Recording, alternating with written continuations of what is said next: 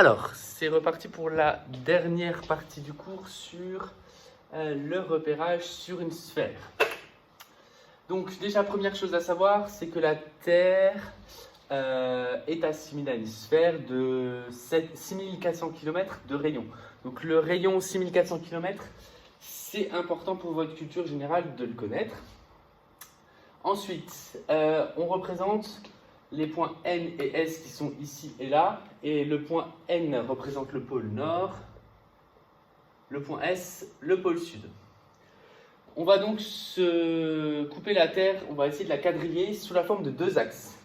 Donc déjà, ce qu'il faut savoir, c'est que chaque demi-cercle qui passe par N et S est appelé un méridien. Et il y en a un qui est particulièrement important puisqu'il va correspondre au méridien qui va nous permettre de nous repérer par rapport à l'est et à l'ouest, c'est le méridien de Greenwich. Donc à savoir, Greenwich, ce n'est pas une sorcière verte, évidemment, c'est une ville qui est un quartier de Londres. Et nous, notre position, on est vraiment très proche de ce méridien, on est légèrement à l'est, on en parlera plus tard. Il y a un deuxième axe qui est important à connaître, cette fois-ci, donc, ce sont des cercles qui vont couper parallèlement la sphère. Donc ces cercles, il y en a un qui est particulièrement important puisque c'est lui qui va délimiter le nord du sud, et ça vous allez le rajouter dans le petit texte, c'est l'équateur. Donc l'équateur, donc le cercle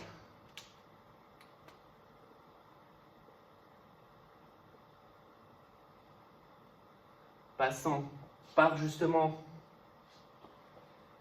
l'équateur,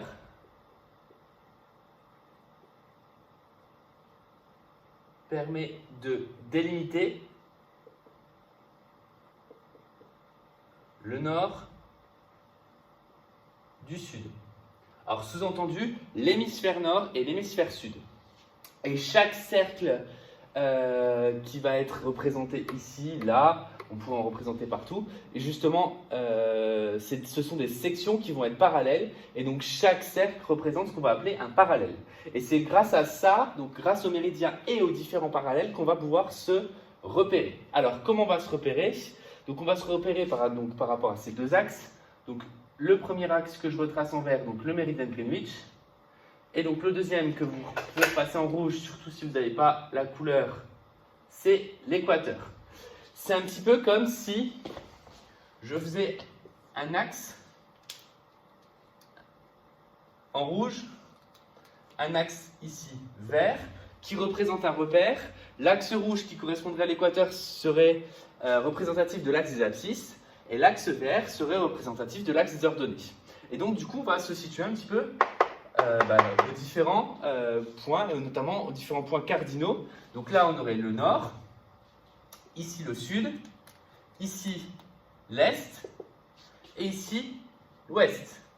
Alors, comme la plupart du temps, la communication, notamment le repérage, se fait en mer, et la communication se fait en anglais, les lettres, donc il y a juste la lettre W qui change pour ouest, est c'est pour east, S c'est pour south, et N c'est pour north.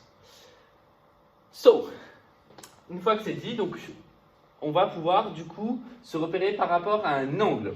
Cet angle, c'est justement le degré d'écart qu'il va y avoir entre les différents méridiens, mais également le degré d'écart qu'il va y avoir entre l'équateur et les différents parallèles.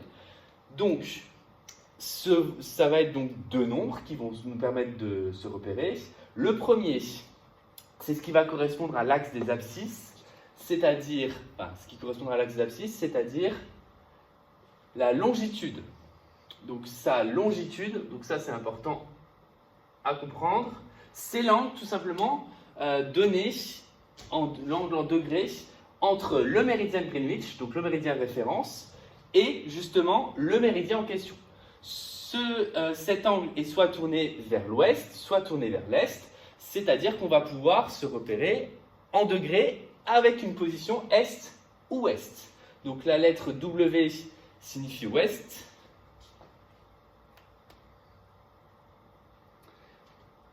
On va l'écrire en français ici. Et la lettre E signifie est, donc east. Donc le degré, par exemple, ici, entre Greenwich et la ville de New York, c'est donc le méridien qui est ici en bleu. Ce degré est représenté par cet arc de cercle ici, d'un angle. Donc en plus, on vient de voir, enfin, vous avez vu les rotations dans un chapitre précédent. Donc c'est une rotation de 74 degrés vers l'ouest, c'est-à-dire ici dans le sens horaire. Donc sa première coordonnée, la longitude. Deuxième coordonnée, pour retenir, c'est sa latitude. Donc en rouge, ça sera longitude, et en vert, latitude. Alors pour retenir, latitude, ça ressemble à altitude. Donc la hauteur, c'est-à-dire le nord ou le sud. Donc sa latitude, je l'écris en vert du coup aussi, ici. Donc ça va être le deuxième nombre qui va nous permettre de nous repérer. Ça va être encore en degrés, et encore une fois avec une des positions nord, donc N pour nord, ou north, et S pour south, au sud. Donc par exemple, toujours pour New York, sa longitude c'est 74 degrés ouest, W. Pourquoi? Parce qu'entre le méridien de Greenwich et le méridien sur lequel est New York, il y a un angle de 74 degrés vers l'ouest, donc à l'ouest du méridien de Greenwich. C'est-à-dire qu'on se situe sur cette partie-là. Et sa latitude, c'est donc le degré par rapport à l'équateur, c'est-à-dire 41 degrés nord. Ce qui signifie qu'en termes de repérage, nous allons dire que les coordonnées terrestres de la ville de New York sont donc 74 degrés ouest et 41 degrés nord. Donc un peu sur le même principe que abscisse ordonnée, on va donc commencer par le nombre de degrés est-ouest et ensuite, pour leur donner le nombre de degrés nord ou sud. Ça va nous permettre de placer n'importe quel point sur le globe. Et c'est surtout quelque chose d'universel. Voilà, donc ça nous finit entièrement ce chapitre de géométrie dans l'espace. Donc ce chapitre de géométrie dans l'espace est constitué d'énormément de choses puisque j'ai rappelé tout ce qu'il fallait savoir depuis la 6e.